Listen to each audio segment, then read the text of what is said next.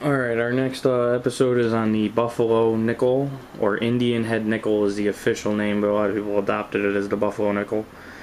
And in 1906, it kind of started to get to this idea in 1906, when President Roosevelt thought that the coins were not as artistic, not as beautiful as they could be, and he wanted more beautiful coins. So in the fall of 1911, Taft's administrative people decided to replace the V-nickel, and the Indian Head Buffalo Nickel ended up eventually becoming the design that was chosen. There were several problems with this design, though. It is one of my favorite designs, but it is one of the biggest problems they had. Problems they had was worn dates. The dates would wear off of them very quickly. And also on the original, I'll show you an original Type 1 on the reverse. If you notice, there's no line on the bottom of the Buffalo. It's just, it's a raised mound. And if you look on any of the other ones, see there's a line and then it's recessed in. The mint mark and the 5-cent part would erase off of the originals. So they had many problems with that. And after its 25-year run, it was very quickly replaced.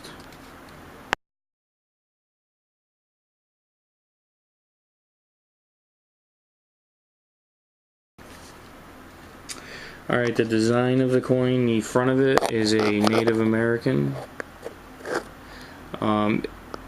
It's rumored that it was they used 3 or 4 Native Americans, real Native Americans, to actually use it as a portrayal.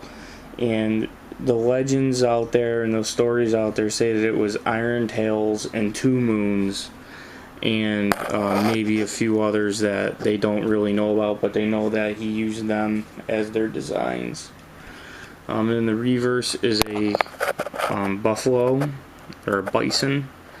And on the regular ones, it's a recess at the bottom, so there's like a line across and there's a recess, except for the Type 1, which we just showed. It was more of like a raised mount. And the bison was supposedly a bison named Black Diamond that was in the New York Central Park Zoo.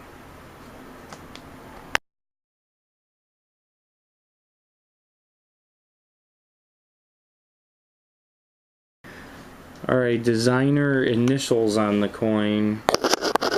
It may be a little hard to see, but if you look underneath the date, you will see an F, which is for Frazier. That was his last name.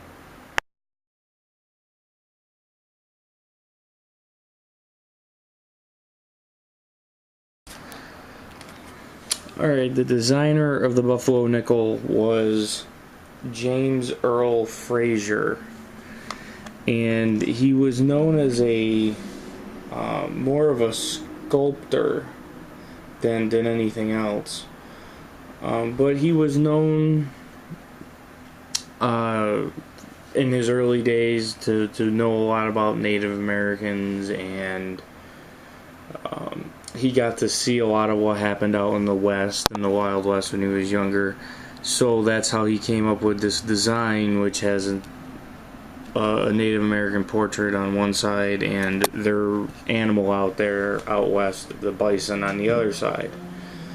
So that's how he came up with it. And it was mostly of that sort. And he also did a lot of sculpture type things, and did a lot of monument type stuff of very famous people like Benjamin Franklin, and a lot of Washington D.C. stuff. But I don't want to go into too much detail. The Buffalo Nickel was the only coin that he designed in of United States coins.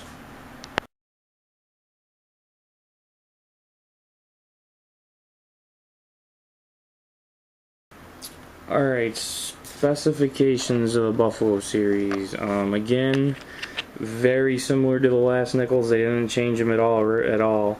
It is 5 grams, 75% copper, 25% nickel, 21.2 milligrams in millimeters in diameter, and it had a plain edge.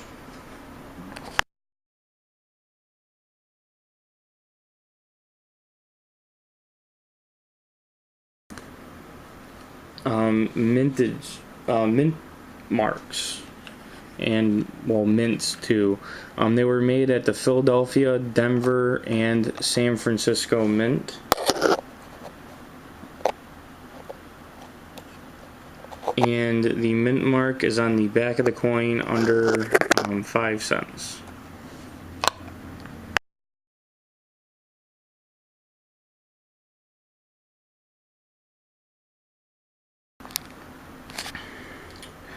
Alright, mintages. Let's just start out from the late 20s up to 1937.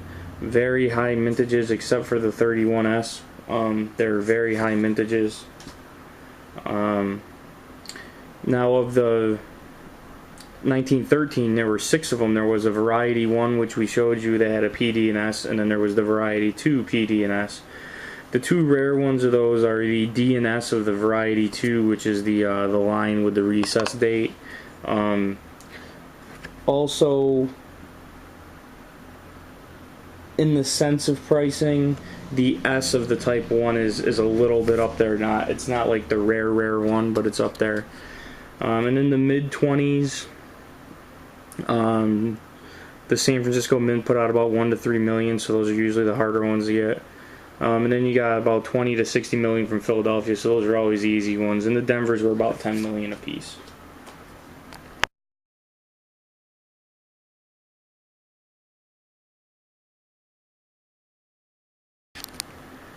Alright, now the key dates to the series.